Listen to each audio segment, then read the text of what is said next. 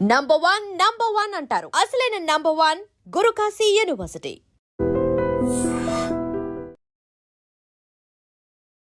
ప్రమాణం పూర్తిగా చెబుతున్నా. నేను మాట్లాడలేదు రతేష. కొడుకును మంచిగా చూసుకున్నా రతేష. నా కొడుకు ఇవ్వలేదు రతేష.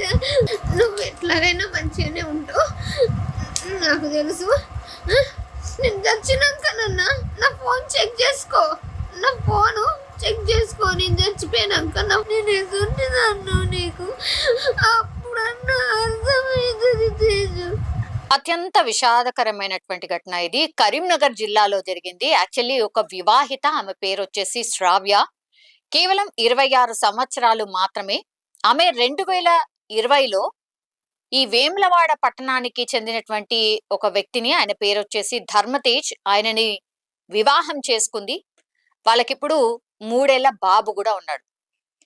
ఈయన అంటే భర్త ఎవరైతే ఉన్నారో ఆయన ఇక్కడ సరే చాలా మంది దుబాయ్కి, మస్కట్కి వలస వెళ్తూ ఉంటారు కదా, అందులో భాగంగానే ఇంకొంచెం బాగుపడొచ్చు అన్న కారణంతోని వివాహమైన కొద్ది కాలం తర్వాతని, అంటే బాబు పుట్టిన తర్వాత ఆయన దుబాయ్కి వెళ్ళిపోయింది. ఇప్పుడు దుబాయ్లోనే ఉంటున్నాడు.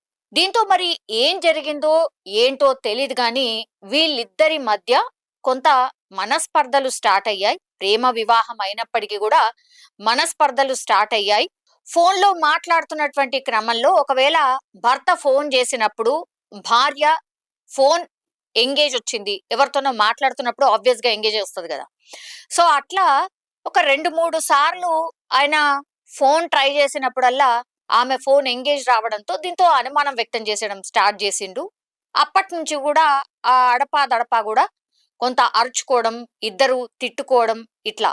ఏంటి ఎందుకు అంటే, నేను ఫోన్ చేసినప్పుడల్లా నీ ఫోన్ బిజీ వస్తుంది, అసలు నువ్వు ఎవరితోని మాట్లాడుతున్నావు, ఏమైతుంది ఏంటి అనేది కొంత గట్టిగానే, అంటే 1-2 సార్లు చూశాడు. ఆ తర్వాత నుంచి ఆయన ఫోన్ చేసిన టైంలో ఎప్పుడు చేసినా నువ్వు ఎవరితోనో మాట్లాడుతున్నావు, నువ్వేదో చేస్తున్నావు, నేను దుబాయ్లో ఉంటున్నా కాబట్టి నాకు తెలియట్లేదు, నువ్వేం చేస్తున్నావు ఏంటి, నువ్వు ఎవరో పరాయి వ్యక్తితోని నువ్వు మాట్లాడుతున్నట్టు నాకు అనిపిస్తోంది అంటూ చాలా టైమ్స్ శ్రావ్యతోని అనడం స్టార్ట్ చేశారు. 2-3 సార్లు కూడా గతంలో కూడా వీళ్ళిద్దరూ అరుచుకోవడం కావచ్చు, తిట్టుకోవడం కావచ్చు, ఇవన్నీ కూడా జరిగినట్టుగా ఇప్పుడు శ్రావ్య ఎక్కడైతే వాళ్ళ అమ్మగారింట్లో ఉంటుంది, అంటే భర్త దుబాయ్కి వెళ్ళిన తర్వాత మళ్ళీ తల్లిగారింట్లోనే ఉంటుంది. అది ఎక్కడ అంటే ఆమె ఉంటున్న ప్రాంతం వచ్చేసి కరీంనగర్ జిల్లా శంకరపట్నం మండలం తాడికల్ గ్రామంలో వాళ్ళ తల్లిగారు ఉంటారు కాబట్టి అక్కడ వెళ్ళి శ్రావ్య ఉంటోంది వాళ్ళ బాబుతో సహా.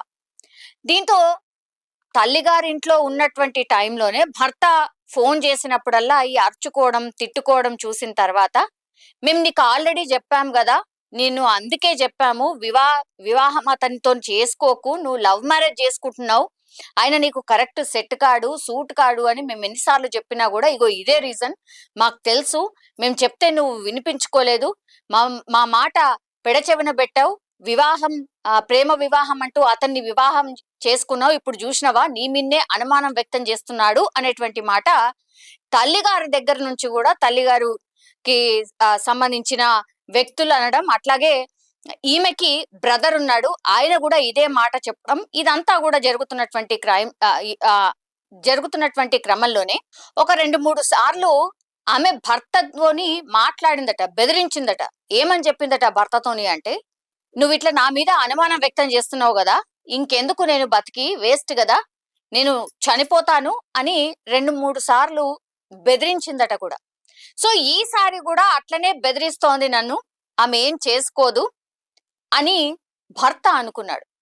కానీ ఈ వీడియో ఒక్కసారి చూడండి, ఎంత అమాయకంగా శ్రావ్య ఏడుస్తూ, నీ మీద ఒట్టు, తల్లిగారి మీద ఒట్టు, కొడుకు మీద ఒట్టు, దేవుడి మీద ఒట్టు, నా మాట నమ్ము, నేనెవరితోని మాట్లాడతలేను, నన్ను ఇట్లా నువ్వు ఈ మాటలతోని చిత్రవద చేస్తున్నావు, నేనెవరితోని మాట్లాడట్లేదు, నువ్వు నమ్మినా నమ్మకపోయినా ఇదే నిజం, నన్ను ఇప్పటికైనా నమ్ముతావు అనుకుంటున్నా, అందుకే ఈ పని చేస్తున్నాను అని స్లీపింగ్ పిల్స్ ఏవైతే ఉన్నాయో, స్లీపింగ్ పిల్స్ గుప్పడన్ని sleeping pills almost 10 to 12 tablets ఉన్నట్టున్నాయి. ఒక్కొక్క టాబ్లెట్ ని ఆమె మొత్తం చేతుల్లో తీసుకొని ఆ తర్వాత ఇగో చూడు, ఇప్పటికైనా ఈ టాబ్లెట్లు మింగిన తర్వాత అయినా నువ్వు నమ్ముతావు, కానీ కొడుకు ఎవరు లేరు, నువ్వే చూసుకోవాలి అంటూ ఏడుస్తూ ప్రాధేయపడుతూ భర్తకి చెప్తోంది, నేను ఎట్లాంటి తప్పు చేయలేదు, ఇప్పుడు నేను సూసైడ్ చేసుకున్న తర్వాత అయినా నా ఫోన్ ఉంటది కదా, నీకు అనుమానం అదే కదా నేను ఎవరితోనో మాట్లాడుతున్నా అని, నా ఫోన్ చెక్ చేసుకో, అప్పుడైనా నీకు నిజం తెలుస్తుంది, ఇప్పుడు నేను చనిపోయిన తర్వాతనైనా నీకు నిజం తెలుస్తుంది, ఏ నా కొడుకునైతే అనాథగా చేయకు, మంచిగా చూసుకో అంటూ ఏడుస్తూ ఆమె స్లీపింగ్ పిల్స్ వేసుకొని చనిపోయిన సందర్భం.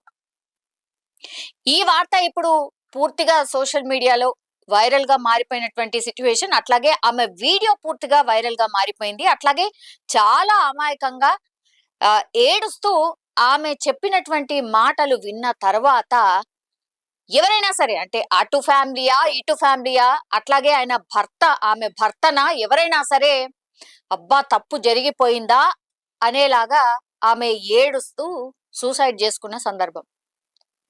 చనిపోయింది. ఇప్పుడు 3 ఏళ్ల కొడుకు అనాథ, అట్లాగే దుబాయ్ నుంచి భర్త వచ్చి బోరున విలిపిస్తున్నాడు, ఆమె మీద పడి ఏడుస్తున్నాడు.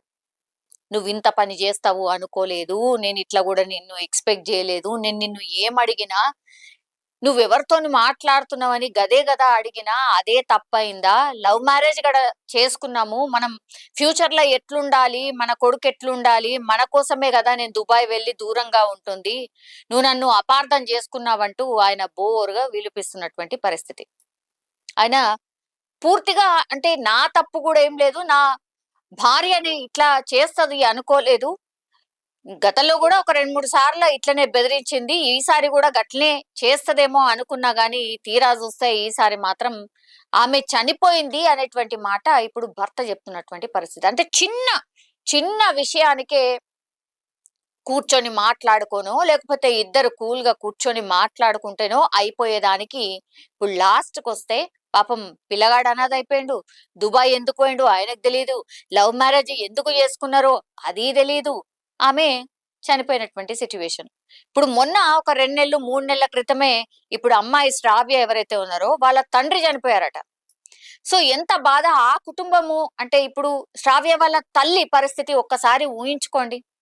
అటు భర్త పోయిండు ఆమెకి, ఇప్పుడేమో కూతురు కూడా చనిపోయినటువంటి పరిస్థితి. అంటే ఒకటేసారి 2 దెబ్బలు, అది కుటుంబానికి సంబంధించిన ఇద్దరు ఒకటేసారి చనిపోతే ఆమె మీద ఎట్లాంటి ప్రభావం పడుతుంది, ఆమె బాధ ఎట్లా తట్టుకుంటుందో మనం ఊహకు కూడా అందదు మనకు. సో ఇంత దారుణమైనటువంటి పరిస్థితులు క్రియేట్ అవుతున్నాయి ఒకటి.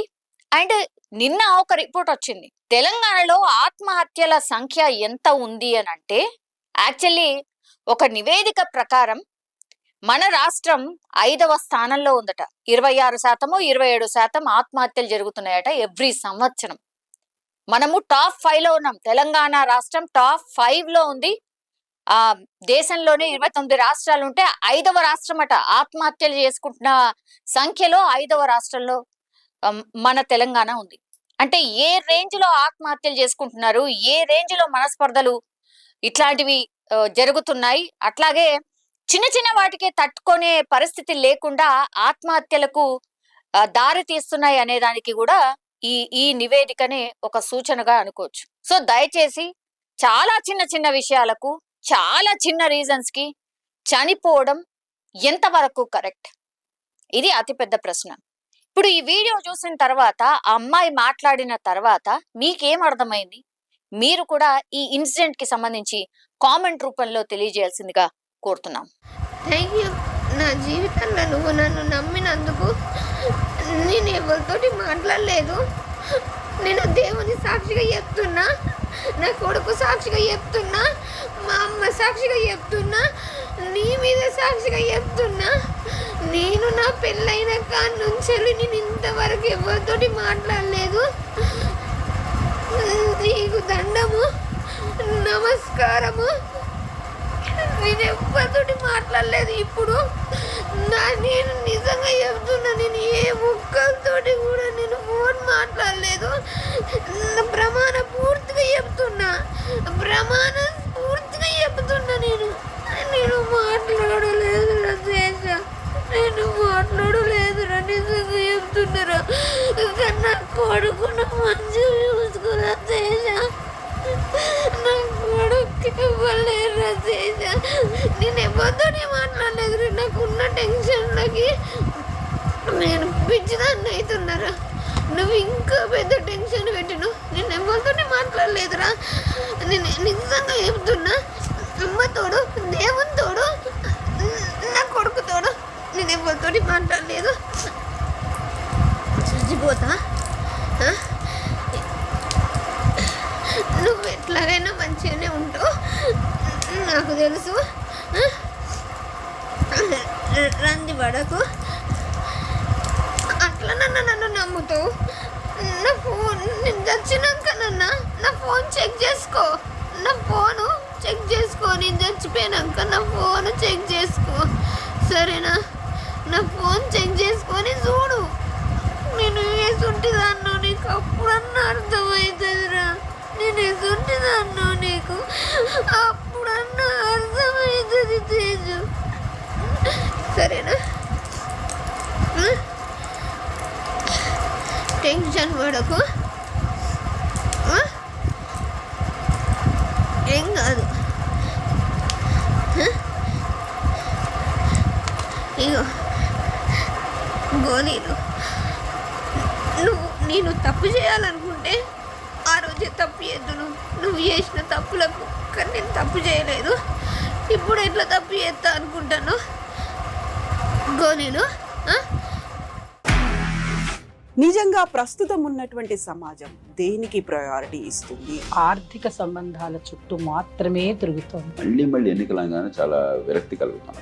మంచి అనిపిస్తుంది కదా, లేడీస్ కూడా ఛాలెంజింగ్ జాబ్స్ చేసినప్పుడు చాలా బాగుంటది. ట్రాఫిక్ అసిస్టెంట్స్ గా నియమించిన ట్రాన్స్జెండర్స్ అందరితో సాల్యూట్ చేయించుకుంటున్నారు. ఫుడ్ డెలివరీ ఇవ్వటానికి వెళ్ళినటువంటి డెలివరీ బాయ్ అనిల్ పై కళ్ళ ముందు పెళ్ళండి